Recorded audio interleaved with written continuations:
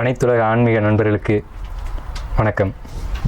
திருவாக்கும் செய்கரமும் கைகுட்டும் செஞ்சொல் பெருவாக்கும் பீடும் பெருக்கும் உருவாக்கும் ஆதலால் வானவரும் ஆணைமுகத்தனை காதலால் கூப்புவதும் கை. இப்போ நாம் பார்க்கக்கூடிய வீடியோ அப்படிங்கிறது மாசி மாத ராசி பலன்கள் அப்படிங்கிறத பார்க்குறோம். பொதுவாகவே 12 மாதங்கள் உண்டு, நமக்கு தெரியும் 12 மாதங்கள் உண்டு. 12 மாதங்களுக்கும் ஒவ்வொரு மாதத்துக்கும் ஒவ்வொரு சிறப்பு இருக்கும். ஆனால் இந்த மாசிக்கு மட்டும் அதிகமான சிறப்புகள் கொண்ட மாதம் என்னென்னு கேட்டிங்கன்னா, மாசி மாதம் வந்து 11வது மாதமாக வருது. அந்த மாசி மாதம் வந்து கும்ப வீடு. மாசி மாதம் அப்படின்னா கும்ப வீட்டை தான் அது குறிக்கும். கும்ப வீட்டில் சூரியன் சஞ்சரிக்கிற காலத்தை தான் நம்ம மாசி மாதம் சொல்கிறோம். அப்போ இந்த கும்ப ராசி அப்படிங்கிறது ஜோதிட தத்துவத்தின்படி சிரராசி. சிரராசி அப்படிங்கிறது சிரம்ன்றது நிலையானது அப்படின்னு அர்த்தம். அப்படி கும்பராசின்றது சூரியன் பயணிக்கூடிய அந்த கும்பராசியில் பயணிக்கூடிய சிற மாதமான இந்த மாசி மாதத்துக்கு என்ன ஏற்றம் அப்படின்னு கேட்டிங்கன்னா, சனியினுடைய சொந்த வீடு கும்ப வீடு. அதாவது சனி ஆட்சி பலம் அடையக்கூடிய மூலத்திரிகோண பலம் அடையக்கூடிய வீடு அந்த கும்ப வீடு. ஸோ அதனால தான் மாசி மாதத்துக்குன்னு சிறப்பான ஏற்றங்கள் உண்டு. சனி அப்படிங்கிறது பாரம்பரியமான விஷயங்களுக்கான காரகத்துவம் கொண்ட கிரகம். ஸோ இந்த மாசி மாதத்தில் என்ன அதிகமாக நடக்கும் அப்படின்னு பார்த்தீங்கன்னா, பாரம்பரியமான பழமையான வழிபாடுகள், ரொம்ப உக்ரமான தெய்வங்களுக்கான வழிபாடுகள் மாசி மாதத்தில் தான் நடைபெறுது. ஸோ அப்பேற்பட்ட ஏற்றம் கொண்ட மாதம் மாசி மாதம். ஸோ இந்த மாசி மாதத்தில் வரக்கூடிய விஷயம் என்னென்னு கேட்டிங்கன்னா, சிரராசி அப்படின்னு நம்ம ஏற்கனவே சொன்னோம். சிரராசியில் சூரியன் பயணிக்கக்கூடிய காலத்துக்கு பேர் விஷ்ணுபதி புண்ணிய காலம் பேர். இந்த விஷ்ணுபதி புண்ணிய காலத்துக்கு மிகப்பெரிய ஏற்றம் உண்டு. என்னென்னு கேட்டிங்கன்னா, விஷ்ணுபதி புண்ணிய காலம் வரக்கூடிய நாளில் பெருமாள் கோயிலுக்கு போயிட்டு 27 சுற்று கொடிமரத்தோட பெருமாளையும் சேர்த்து சுற்றி உங்களுடைய கோரிக்கைகளை சொல்லி 27 சுற்று, ஒவ்வொரு சுற்றுக்கும் ஒவ்வொரு மஞ்சள் நிற ரோஜாப்பூ கம்பத்தடி, அதாவது கொடி கம்பத்துக்கு அடியில் வச்சுட்டு உங்களுடைய கோரிக்கையை சொல்லிட்டு வந்தீங்கன்னா, ஒவ்வொரு சுற்றுக்கும் ஒவ்வொரு பூ இது மாதிரி வச்சுக்கணும். இந்த மாதிரி நீங்கள் உங்கள் வேண்டுதலை வச்சிங்க அப்படின்னா, என்ன வேண்டுதலாக இருந்தாலும் நிச்சயம் நிறைவேறும் அப்படின்னு சாஸ்திரம் சொல்லுது. நாமளும் அனுபவத்தில் பார்த்துக்கிட்டு இருக்கோம். ஸோ அப்பேற்பட்ட இந்த மாசி மாதத்துக்கான பலன்களை நம்ம 12 ராசிக்கும் பார்ப்போம். சுகபோகத்தை அதிகமாக நாடும் மீனராசி நேயர்களே, ஏன் சுகபோகத்தை அதிகமாக நாடுவீங்கன்னு நம்ம சொல்கிறோம்னா, இந்த மீனராசியில் தான் சுக்கிரன் உச்சமடைகிறார்.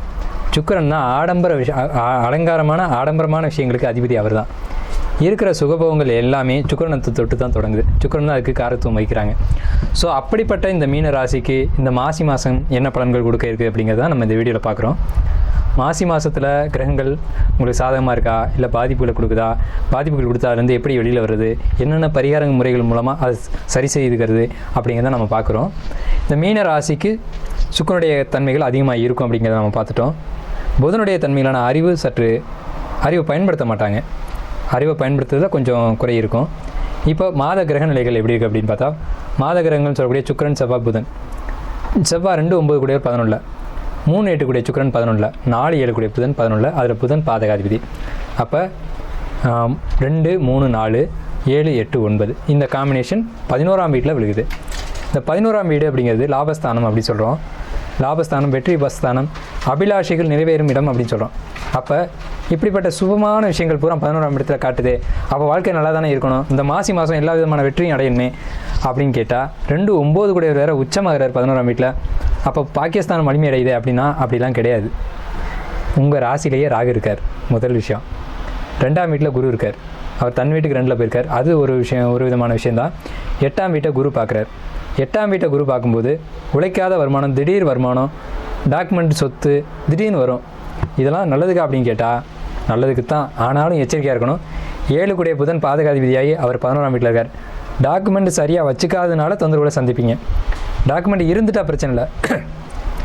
ஏதோ ஒரு டாக்குமெண்ட் ரீதியாக உங்கள் ராசிக்கு 7ஆம் வீட்டில் கேது போகிறாரு, அது புதனுடைய வீடு. ஒரு டாக்குமெண்ட்டை தொலைச்சிட்டோ அல்லது இவ்வளோ நாளாக சரி செய்யாமல் ஒரு டாக்குமெண்ட்டை வச்சுருந்தாலோ அதனால பிரச்சனைகளை சந்திக்க வேண்டி வரும். குறிப்பாக பண விஷயங்களில், ஏன்னா 3 8 கூடிய சுக்கிரன் 11ஆம் வீட்டில். பண விஷயங்களில் நகைகள் அடகு வச்சிங்க அப்படின்னா மீட்க முடியாமல் போகிறது, அடுத்தவங்க நகையை வாங்கி வச்சு மீட்க முடியாமல் போனதுனால ஏற்பட்ட பிரச்சனைகள், இதெல்லாம் மீனராசிக்கு இந்த மாசி மாதத்தில் உருவாகும் அப்படின்ற அமைப்பில் தான் இந்த கிரக நிலைகள் இருக்குது. குருவோட பார்வைகள் உங்களுக்கு 6ஆம் வீட்டை பார்க்குது, 8ஆம் வீட்டை பார்க்குது, 10ஆம் வீட்டை பார்க்குது. அப்போ தொழில் வெற்றியா அப்படின்னு கேட்டால் தொழிலை விட்டுறது நல்லது. ஏன்னா ஏற்கனவே கடனில் தான் தொழில் போயிட்டுருக்கோம். தொழில் செய்கிறது அவ்வளோ சிறப்பான சமயம் இது இல்லை. தொழிலுக்கு கடன் வாங்குறதும் சிறப்பான விஷயம் இல்லை. தொழிலை கண்டினியூ பண்ணுறதும் சிறப்பான நேரம் இல்லை. வேலைக்கு போகிறது நல்லது, இருக்கிற வேலையை தக்க வச்சுக்கிறது நல்லது. வேலை நிரந்தரமாகுமா அப்படின்றத சிந்திங்க. வேலை நிரந்தரமாகும். ஏன்னா உங்களுக்கு 6ஆம் வீட்டை சுக்கிரன் குரு பார்க்குறாரு. 6ஆம் வீடு தான் வேலை, உத்தியோகம், சர்வீஸ், ஜாப், இதெல்லாம். அந்த வீட்டை குரு பார்க்குறதுனால இருக்கிற வேலை நிரந்தரமாகும். அதை பயன்படுத்திக்கோங்க. புதிய வேலைகள் தேடுங்க, அதுவும் கிடைக்கும். அதுவும் நல்ல வேலையாக கிடைக்கும். ஆனால் செய்கிற தொழில்களில் பிரச்சனை, தொழில்னால இடர்பாடுகள் அப்படிங்கிறது உங்களுக்கு உண்டு. இந்த சமயத்தில் இந்த சனிக்கு பேர் விரைய சனின்னு பேர். உங்கள் ராசிக்கு, மீன ராசிக்கு 12ஆம் வீட்டில் சந்திரன் வந்திருக்காங்க, சனி வந்திருக்காங்க. சந்திரனுக்கு 12ல் சனி பிரவேசிக்கும் காலம் விரைய சனின்னு பேர். 2ஆம் வீட்டில் குரு போகிறதுனால இது தனகுரு அப்படின்னு சொல்லலாம். குரு நல்ல பொசிஷனில் இருக்காங்க, ராகு கேதுக்கள் சரியான பொசிஷனில் இல்லை. ஸோ இந்த அடிப்படையில் உங்களுக்கு அதிர்ஷ்டமான நிறம் அப்படின்னு பார்த்தீங்கன்னா சிவப்பு தான் உங்களுக்கு அதிர்ஷ்ட நிறம். நீங்கள் வழிபட வேண்டிய தெய்வம் அப்படின்றது வன தேவதைகள். வன தெய்வங்களை வழிபடும்போது, கிராம தேவதைகளை வழிபடும்போது உங்களுக்கு இந்த மாசி மாதம் சிறப்பான பலன்கள் ஏற்படும்.